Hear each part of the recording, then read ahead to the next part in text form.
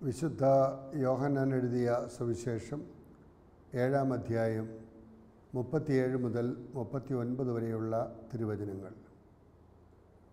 തിരുനാളിൻ്റെ അവസാനത്തെ മഹാദിനത്തിൽ യേശു എഴുന്നേറ്റ് നിന്ന് ശബ്ദമുയർത്തി പറഞ്ഞു, ആർക്കെങ്കിലും ദാഹിക്കുന്നുവെങ്കിൽ അവൻ എൻ്റെ അടുക്കൽ വന്ന് കുടിക്കട്ടെ.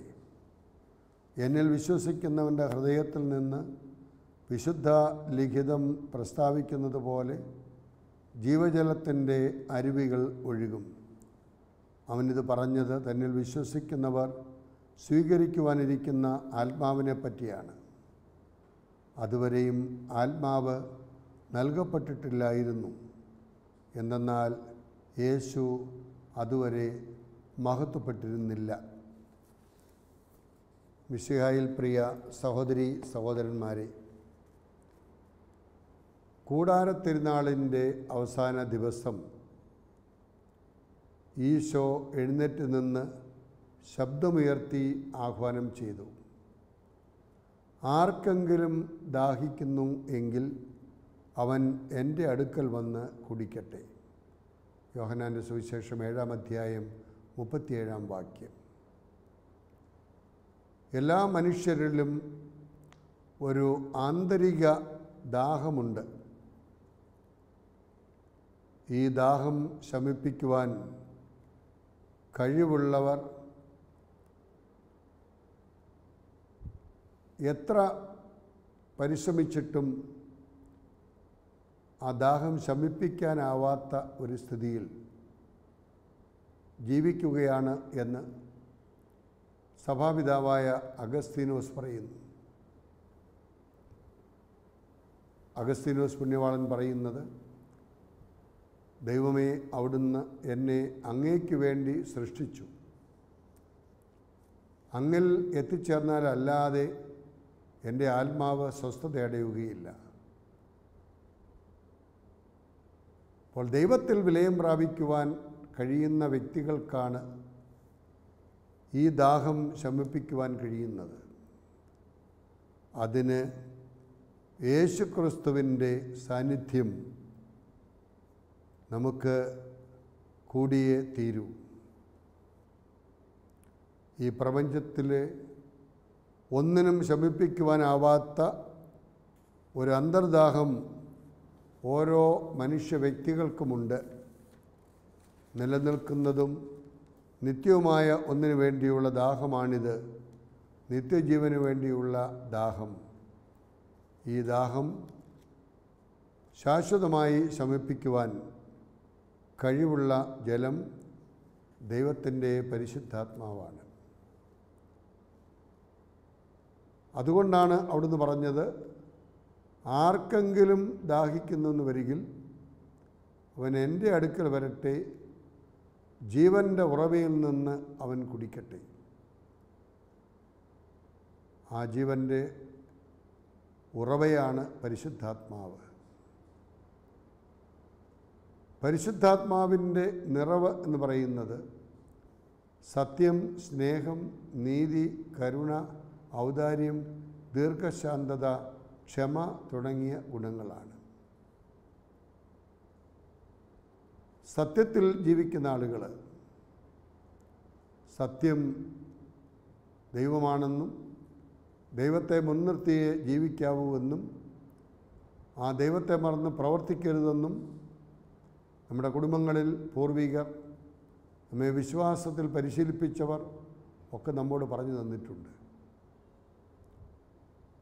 സത്യത്തിന് മാത്രമേ നമ്മെ സ്വതന്ത്രരാക്കുവാൻ കഴിയുകയുള്ളൂ.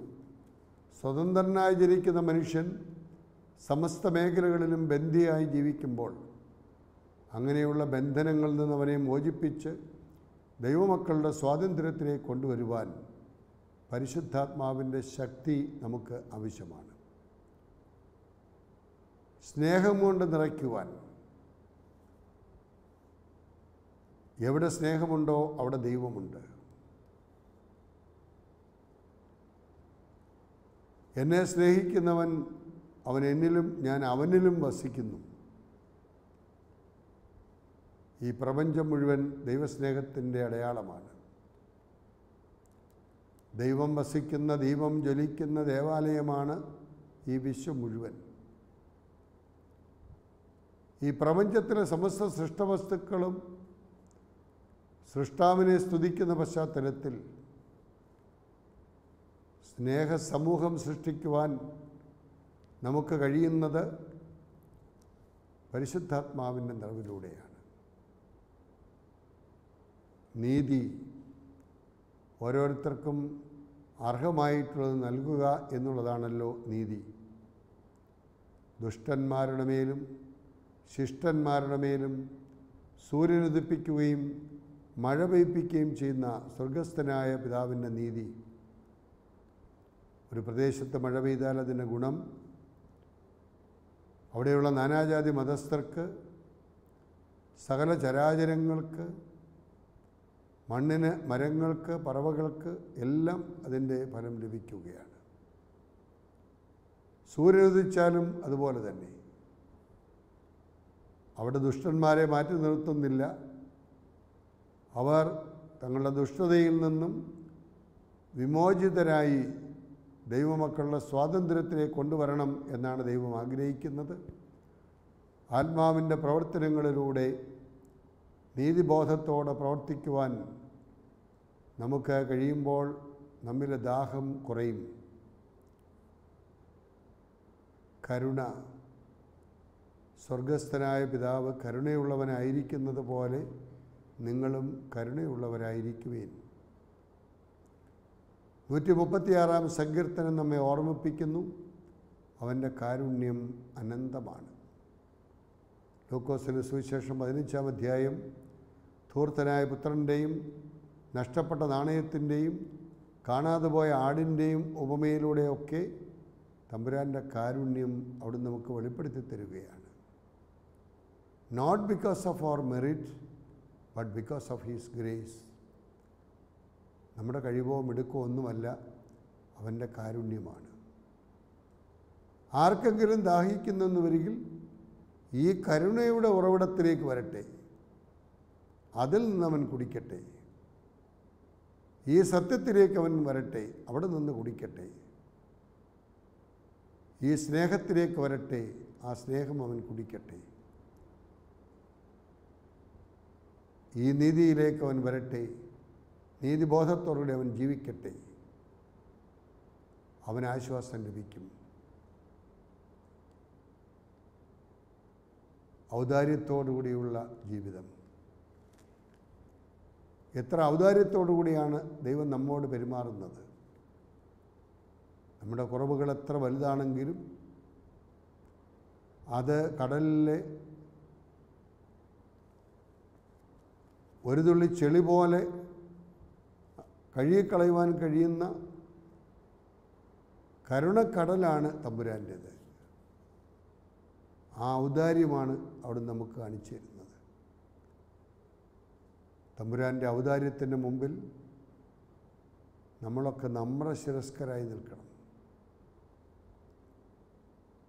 നമ്മുടെ അഹങ്കാര അതീശ മനോഭാവമൊക്കെ അവിടെ നിഷ്പ്രഭമാകണം. നമ്മിലുള്ള അശുദ്ധതകളൊക്കെ ശുദ്ധതകളാക്കി മാറ്റുവാനുള്ള ഹൃദയം നമുക്കുണ്ടാകണം.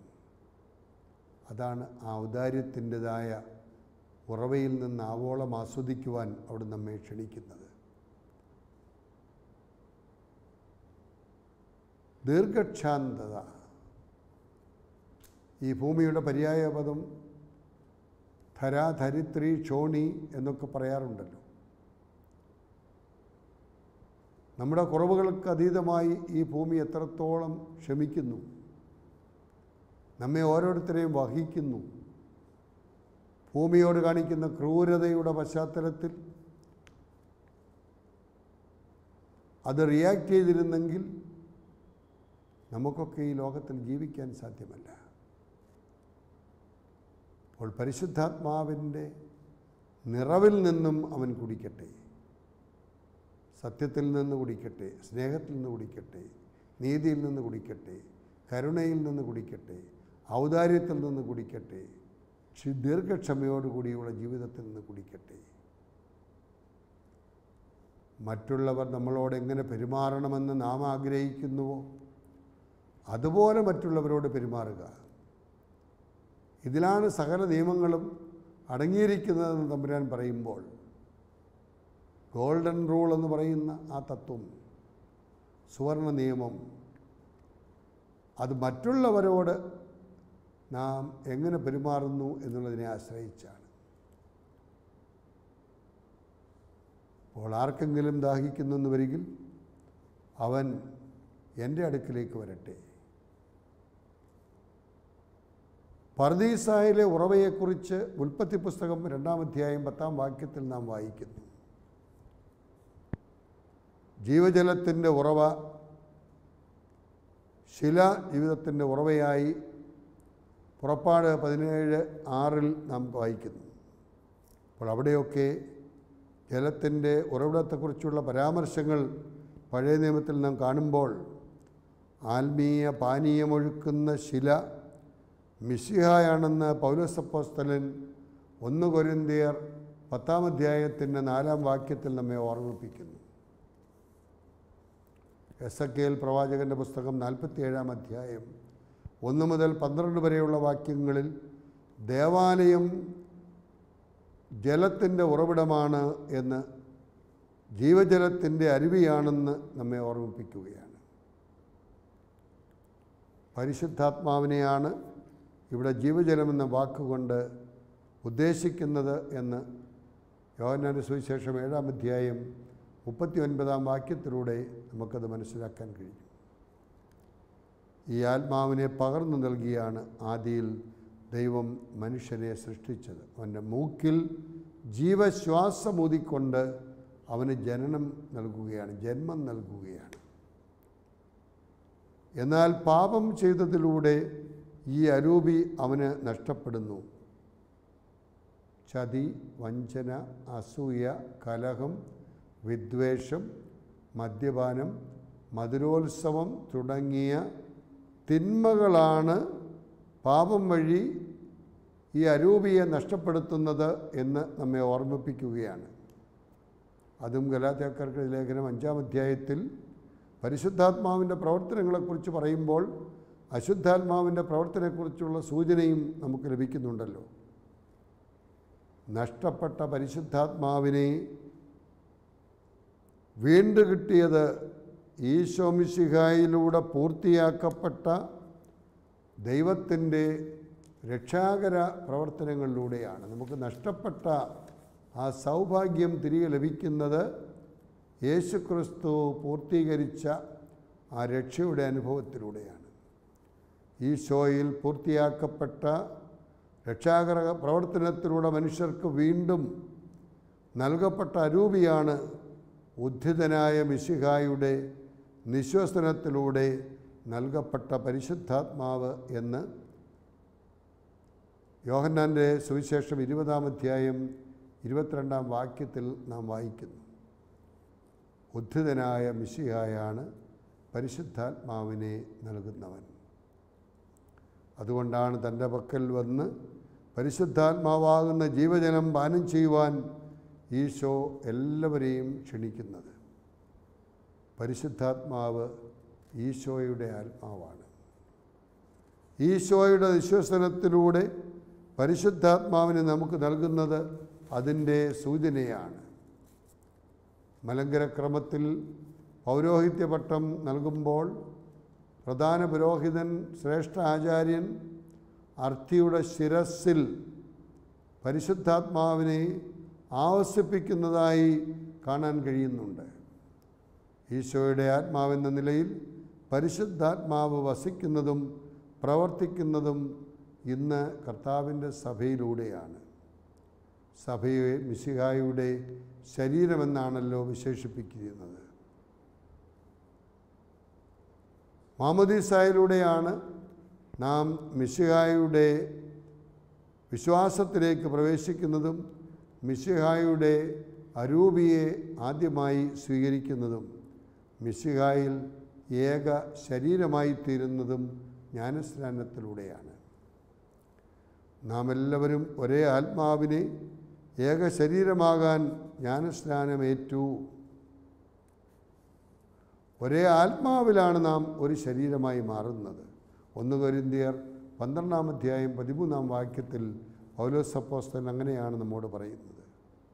തുടർന്നും പരിശുദ്ധ കുർബാനയിൽ കേന്ദ്രീകൃതമായ വിശ്വാസ ജീവിതത്തിലൂടെയാണ് അരൂപിയാകുന്ന ജലം നാം നിരന്തരം പാനം ചെയ്യുവാൻ ഓരോ ദിവസവും അർപ്പിക്കപ്പെടുന്ന വിശുദ്ധ ബലിയിലൂടെ അവിടുന്ന് നമുക്ക് അവസരം നൽകുന്നത്.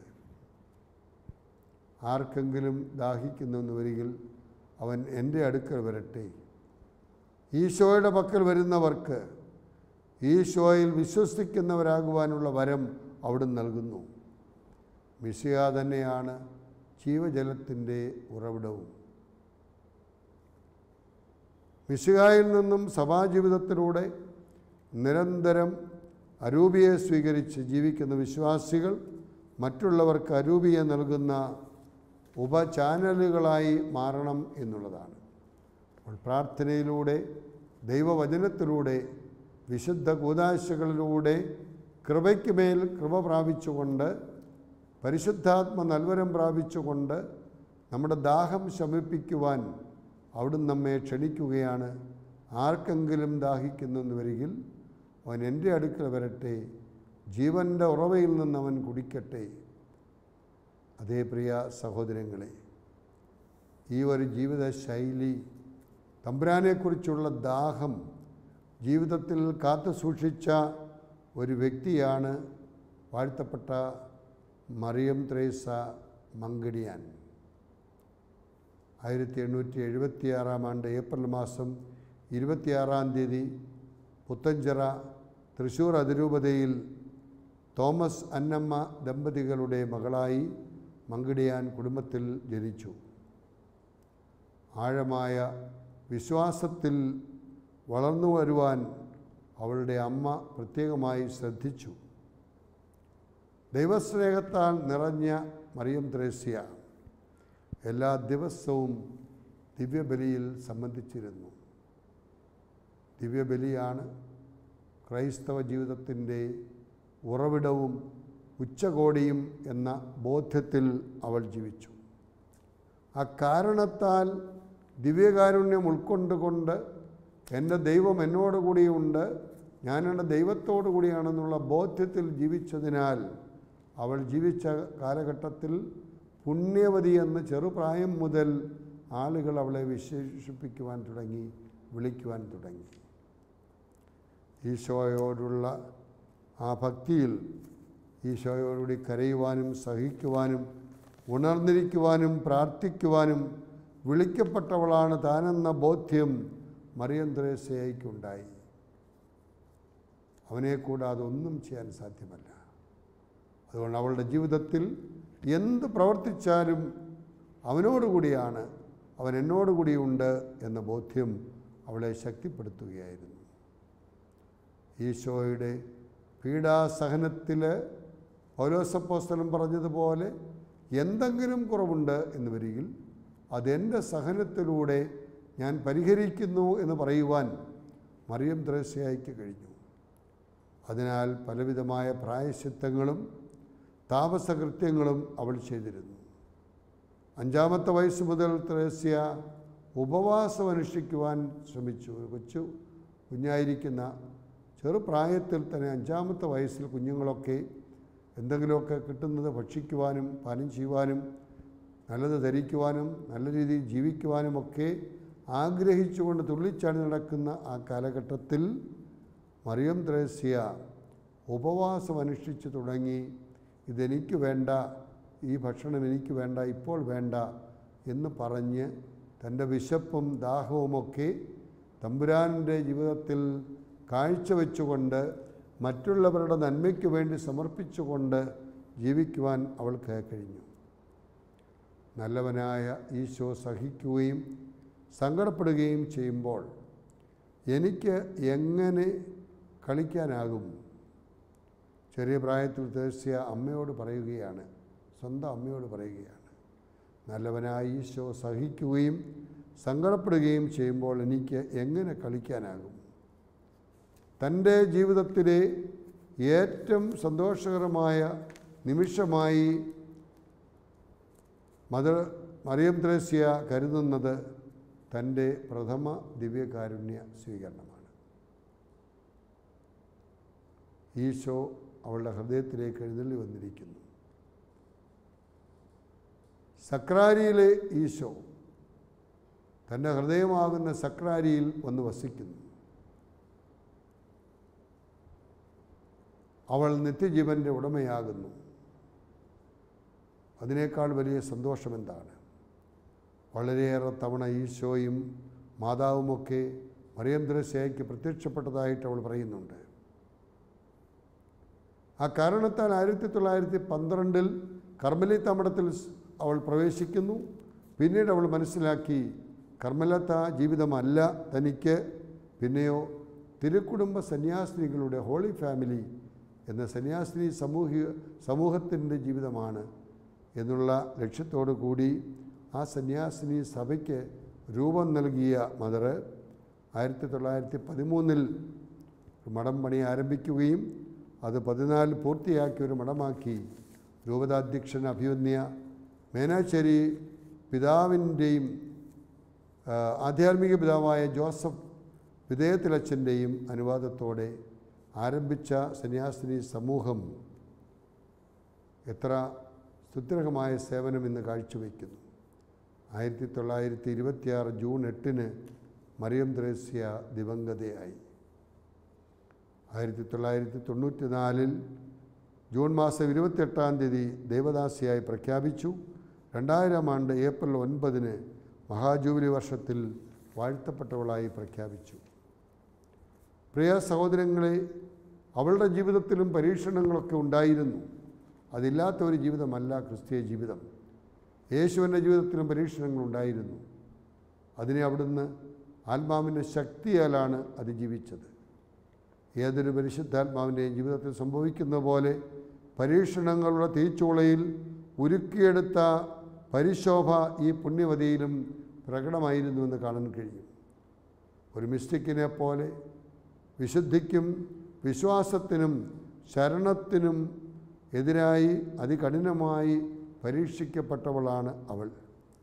തപസ്സുകൊണ്ട് മെരുക്കിയെടുത്ത ശരീരത്തിന് വരദാനമെന്നോണം വേദനകളും പീഡനങ്ങളും സമ്മാനിക്കപ്പെട്ടു. മുൾമുടി തറയ്ക്കപ്പെട്ട പോലെയുള്ള വേദന ശിരസ് മുഴുവൻ ബാധിച്ചതായ സാഹചര്യത്തിലും ദേഹം കത്തിയെരിയുന്നത് പോലെയും എല്ലുകൾ നുറുങ്ങുന്നത് പോലെയും ത്രേസ്യയ്ക്ക് അനുഭവപ്പെട്ടു. രാത്രി മുഴുവൻ ഇങ്ങനെയുള്ള വേദനയാൽ പീഡിക്കപ്പെട്ടിരുന്നു എങ്കിലും പ്രഭാതത്തിൽ അവൾ വളരെ ആരോഗ്യവതിയായി ഒരു ക്ഷീണവുമില്ലാത്തവളായി കാണപ്പെട്ടു. വേദനകളും പീഡകളും ദൈവതൃക്കരങ്ങളിൽ നിന്ന് വരുന്നതാണെന്ന് വിശ്വസിച്ച് ആരോടും ആവലാതി പറയാതെ അവൾ ജീവിച്ചു. ദിവ്യ അനുഭവങ്ങൾ വരദാനങ്ങളാണ്. ദർശനങ്ങൾ, വെളിപാടുകൾ, പഞ്ചക്ഷതങ്ങൾ, പരഹൃദയ ജ്ഞാനം, അരൂപിയുടെ വിവേചനം, ജ്ഞാനപാരവശ്യം തുടങ്ങിയ അനേകം സ്വർഗീയ ദാനങ്ങൾ കൊണ്ട് സമ്പന്നമായിരുന്നു ത്രേസ്യയുടെ ആത്മീയ ജീവിതം. കർത്താവിൻ്റെ 5 തിരുമുറിവുകൾ സ്ഥിരമായി കാണത്തക്ക വിധത്തിൽ ത്രേസ്യയ്ക്ക് 33 വയസ്സുള്ളപ്പോൾ 1909 മുതൽ കാണപ്പെട്ടു. പഞ്ചക്ഷതങ്ങളിലൂടെ പലപ്പോഴും രക്തമൊലിക്കുകയും ചിലപ്പോൾ രക്തം പൊടിഞ്ഞുകൊണ്ടിരിക്കുകയും ചെയ്തിരുന്നു. വെള്ളിയാഴ്ചകളിലും കർത്താവിൻ്റെ തിരുനാളുകളിലുമൊക്കെ ഏറെ അവൾ സഹിക്കേണ്ടതായിട്ട് വന്നു. അവളുടെ പ്രേക്ഷിതത്വം, വീട് സന്ദർശിക്കുക, സമൂഹങ്ങളെ അതിന് പരിശീലിപ്പിച്ചുകൊണ്ട് ഭവന സന്ദർശനം വഴി പാപികളെ മാനസാന്തരപ്പെടുത്തുക, യോഗ്യതയോടെ കൂതാകാഴ്ചകൾ സ്വീകരിക്കുവാൻ ആളുകളെ ഒരുക്കുക, രോഗികളെ ശുശ്രൂഷിക്കുക, നല്ല മരണത്തിനൊരുക്കുക, ഭിന്നിച്ചു കഴിയുന്നവരെ ഐക്യപ്പെടുത്തുക, കുടുംബ സമാധാനം പുലർത്തുക, കുട്ടികളെ വേദപാഠം പഠിപ്പിക്കുക, ആദ്യ കുർബാനയ്ക്ക് ഒരുക്കുക, ഇങ്ങനെയുള്ള പ്രവർത്തനങ്ങളൊക്കെ ഇന്നും തുടരേണ്ടതായിട്ടുണ്ട് തീഷ്ണതയോടുകൂടി എന്ന് മറിയം ത്രേസ്യ നമ്മെ ഓർമ്മിപ്പിക്കുകയാണ്. ആർക്കെങ്കിലും ദാഹിക്കുന്നുവെങ്കിൽ എൻ്റെ അടുക്കൽ വന്ന് ജീവജലത്തിൽ നിന്ന് കുടിക്കട്ടെ. മറിയം ത്രേസ്യയുടെ ഭൗതിക ശരീരം കുടികൊള്ളുന്ന കുഴിക്കാട്ടുശ്ശേരി മഠം കപ്പേള ഒരു തീർത്ഥാടന കേന്ദ്രമായി വിശ്വാസികൾക്ക് ആനന്ദദായകമായി നിൽക്കുകയാണ്. ആ കുഴിമാടം നമ്മോട് പറയുകയാണ്, ആർക്കെങ്കിലും ദാഹിക്കുന്നുവെങ്കിൽ ഇവിടെ വന്ന് എൻ്റെ ജീവിതശൈലിയിൽ നിന്ന് മനസ്സിലാക്കിക്കൊണ്ട് ആത്മാവിൻ്റെ നിറവിലൂടെ നിറയപ്പെട്ടവരായി നിങ്ങൾ ജീവിക്കുക. ദൈവത്തിൻ്റെ അനന്ത കരുണ തൻ്റെ ഭക്തർക്ക് അനുസ്യൂതം അവിടുന്ന് നൽകുന്നു. അങ്ങനെയുള്ള ഒരു ജീവിതം നയിച്ച് മറിയം ത്രേസ്യയെപ്പോലെ നമ്മുടെയൊക്കെ ജീവിതം, നമ്മുടെ ജീവിതത്തിൻ്റെ ദാഹമെന്ന് പറയുന്നത് തമ്പുരാന് വേണ്ടിയുള്ള ദാഹമായിരിക്കണം. ആ ദാഹം ശമിപ്പിക്കുവാൻ പരിശുദ്ധാത്മാവിൻ്റെ നൽവരങ്ങൾ നമ്മുടെ ജീവിതത്തിൽ സ്വായത്തമാക്കിക്കൊണ്ട് ജീവിതത്തിൽ നേരിടുന്ന പ്രതിസന്ധികളെ, പ്രലോഭനങ്ങളെ അതിജീവിക്കുവാനുള്ള ശക്തി തമ്പുരാൻ നമുക്ക് നൽകണമേ എന്ന് പ്രാർത്ഥിക്കാം.